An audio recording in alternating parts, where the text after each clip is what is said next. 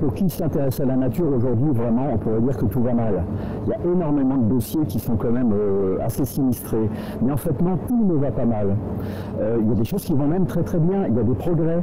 Alors, il y a quelques espèces qui ont disparu.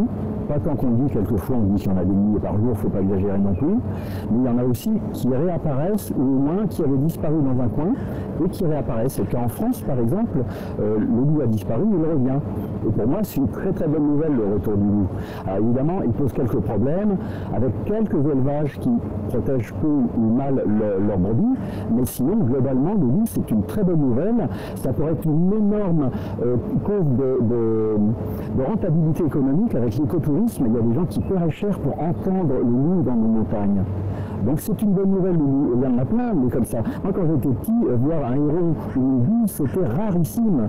Et depuis les lois de la protection de la nature de 1976, tous ces animaux ne sont plus chassés et reviennent. Les hérons, les billes, les castors, les loutres, les balbuzards, enfin plein d'espèces. Ici, nous sommes dans un parc parisien, et pourtant j'ai quand même les jumelles. On entend le merle, on entend des bruits, hein, évidemment, c'est la ville, mais quand même, on peut voir, alors là, le merle, des corneilles, des moineaux, j'ai entendu des niches et des mésanges, il y a beaucoup de choses, on peut même voir des perruches. Ça, c'est une espèce invasive qui inquiète beaucoup des fois les gens parce qu'elle ne fait pas partie de notre écosystème. Et on a peur qu'elle prenne la place de l'oiseau indigène. Mais pour l'instant, ça se passe bien. Et le perruche, c'est quand même un oiseau magnifique. J'ai l'impression d'être en Amazonie quand je les vois passer. C'est un cri particulier, c'est une silhouette particulière, c'est vert, c'est magnifique. Et la nature, c'est aussi esthétique et émotionnel. Et voir tous ces oiseaux, même en pleine ville, c'est quand même c'est une vraie valeur, c'est notre patrimoine naturel. Les raisons d'espérer, c'est que la nature a un fort potentiel pour redémarrer en petites circonstances. Dès qu'il y a un peu d'espace, dès qu'il y a un petit peu de place, on constate que ça redémarre. Après, ce qu'on essaye d'expliquer, c'est qu'il n'est pas anormal qu'il y ait des changements sans cesse dans la nature. Certains sont dus aux hommes, on le voit bien malheureusement avec les phénomènes de réchauffement climatique, et d'autres se font spontanément. Il est classique, quand on étudie l'histoire des forêts, de voir que les forêts bougent, se déplacent, aidés par des petits animaux, des oiseaux. Et aujourd'hui, c'est effectivement, on en est sûr maintenant, accéléré par les phénomènes de réchauffement climatique. C'est le cas aussi de la flore. Hein. Enfin, pour les passionnés de nature, on connaît bien les orchidées sauvages de notre pays.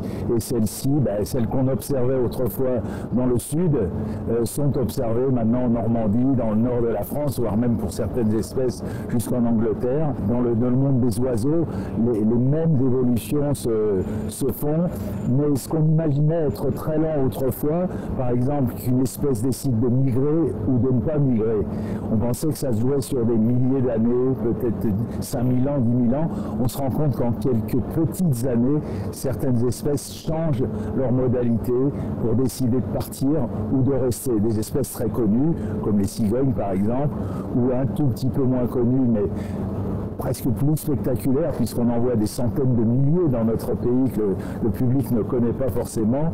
Elles ont changé leur chemin migratoire, raccourci leur migration, et tout ça est passionnant à étudier, parfois inquiétant, mais parfois on se dit on va faire avec, et comme on le dit à chaque fois dans ce livre, faisons confiance à la nature, elle sait trouver les solutions. Après, il ne faut pas tout détruire, et il faut laisser de la place, des biotopes, des lieux où les espèces peuvent continuer à vivre sans trop de pression humaine.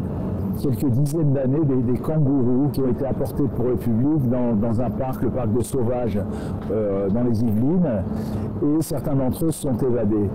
Et tout le monde, un peu comme pour les perruches, avait juré qu'un an plus tard, on n'en entendrait plus parler puisqu'ils n'avaient aucune chance vu les conditions climatiques et hivernales. Et puis on est des dizaines d'années plus tard et quelques dizaines de ces animaux vivent à l'état sauvage au point qu'effectivement, on peut se retrouver un jour avec un kangourou en train de vous regarder dans le jardin. Il faut faire confiance à la nature. Même les naturalistes, quelquefois, ne lui font pas confiance. Ils mettent des nichoirs à des oiseaux qui savent très bien construire leur nid eux-mêmes. Mais en fait, les oiseaux, ils n'ont besoin de personne. On se donne l'illusion d'être nécessaire. Mais derrière moi, par exemple, les plus jolies fleurs, ce sont des mollets noirs, là, les petites fleurs jaunes, elles sont venues toutes seules. Ce sont des fleurs sauvages, au lieu de fleurs qui ont été été plantées. Donc aujourd'hui, une mode vient de laisser faire les choses, de laisser ce qu'on appelle la libre naturalité. Et par exemple, avec l'ASPAS, l'Association pour la protection des animaux sauvages, on achète des morceaux de montagnes, de rivières, qu'on appelle des réserves de vie sauvage, et on ne touche à rien. Pas de chasse, pas de cueillette, pas d'exploitation des arbres, et on voit la nature vivre d'elle-même. Et c'est pas du tout la mettre sous globe, puisque la nature évolue. Et c'est ça le message que je voudrais bien faire passer, c'est que le changement est normal. Ne nous inquiétons pas de voir les choses bouger. La vie, c'est le changement.